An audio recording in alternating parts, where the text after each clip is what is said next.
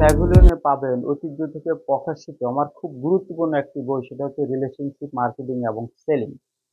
এই বইটির বিভিন্ন অধ্যায়ে আমরা গুরুত্বপূর্ণ যে তথ্যগুলি শেয়ার করেছি, আসুন আমরা অধ্যায়ভিত্তিক সেই বিষয়গুলি নিয়ে একটু দেখি। প্রথম অধ্যায়ে আমরা আলোচনা করেছি যে রিলেশনশিপ কি, রিলেশনশিপের প্রকারভেদ, কিভাবে মানুষের সাথে আপনি রিলেশনশিপ শুরু করা উচিত। এই বিষয়টি আমরা আলোচনা করেছিল প্রথম অধ্যায়। দ্বিতীয় অধ্যায়ে আমরা আলোচনা করেছি যে রিলেশনশিপ মার্কেটিংটা আসলে কি এবং গতানুগতিক মার্কেটিং এর সাথে রিলেশনশিপ মার্কেটিং এর পার্থক্যটাই বা কি। তৃতীয় অধ্যায়ে আমরা আলোচনা করেছি যে রিলেশনশিপ মার্কেটিং এর প্রকারভেদ এবং ইমেইল মার্কেটিং এর গুরুত্ব বিষয়ে আমরা আলোচনা করেছি হলো তৃতীয় অধ্যায়। চতুর্থ অধ্যায়ে আমরা বলেছি যে আপনি প্রথমে রিলেশন করুন, সেকেন্ড ব্যবসা করুন। তাহলে ব্যবসা শুরু করার প্রথম পদক্ষেপ হচ্ছে কাস্টমারকে আইডেন্টিফাই, কাস্টমার রিলেশন সাথে রিলেশন করুন। দ্বিতীয়ত হচ্ছে ওই কাস্টমার সাথে আপনি ধারাবাহিকভাবে ব্যবসা করার পরিস্থিতি আপনি তৈরি করুন, স্ট্র্যাটেজি প্রয়োগ করুন। পঞ্চম অধ্যায়ে আমরা আলোচনা করেছি যে নেটওয়ার্কিং এর যুগে বিজনেস রিলেশনশিপ অথবা সোশ্যাল মিডিয়ার যুগে, ডিজিটাল মিডিয়ার এই যুগে, এআই এর যুগে কিভাবে আপনি রিলেশনশিপের মাধ্যমে বিজনেস ডেভেলপমেন্ট করবেন, এই বিষয়ে আমরা আলোচনা করি পঞ্চম অধ্যায়। ষষ্ঠ অধ্যায়ে আমরা আলোচনা করেছি যে ডিজিটাল মার্কেটিং এর মাধ্যমে রিলেশনশিপ মার্কেটিং।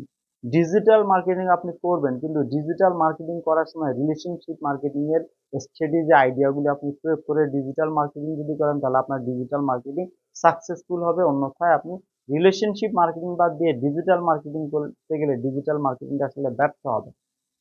সপ্তম অধ্যায়ে আমরা আলোচনা করেছি, অনেকের ধারণা ছিল কন্টেন্ট ইজ দ্য কিং, এটি ভুল। অনেকের ধারণা ছিল কানেকশন ইজ দ্য কিং, সেটিও ভুল।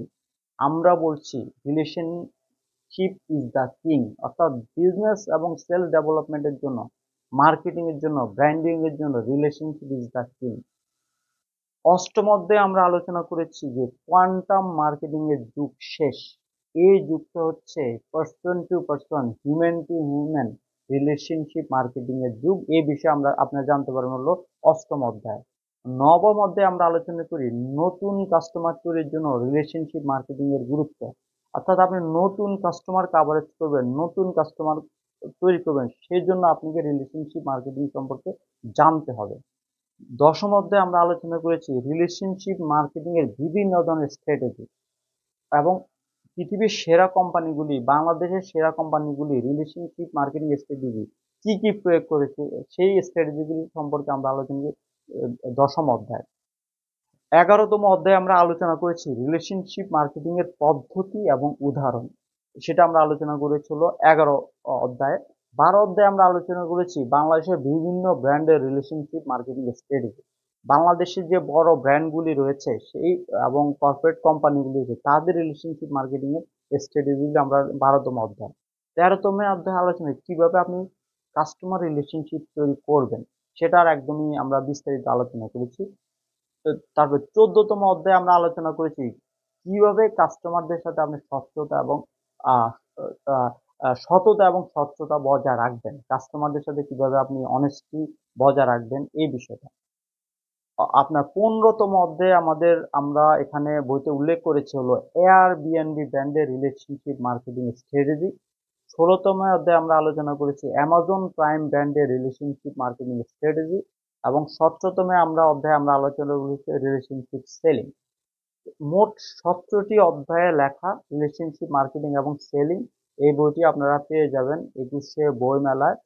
ঐতিহ্য থেকে প্রকাশিত ঐতিহ্যর প্যাভিলিয়নে আমার লেখা বই রিলেশনশিপ মার্কেটিং এবং সেলিং। এবং আশা করছি এই বইটি পড়ে অবশ্যই আপনি যে বিজনেসটা করছেন, আপনার বিজনেসের রিলেশনশিপ মার্কেটিং এবং সেলিং এর স্ট্র্যাটেজিগুলি প্রয়োগ করে সঠিকভাবে বিজনেস করে আপনি বিজনেস ডেভেলপমেন্ট নিশ্চিত করতে পারবেন। আশা করি অবশ্যই বইটি আপনারা সংগ্রহ করবেন, বইটি অবশ্যই আপনারা পড়বেন। আপনাদের সবার জন্য শুভকামনা থাকবে। আসসালামু আলাইকুম।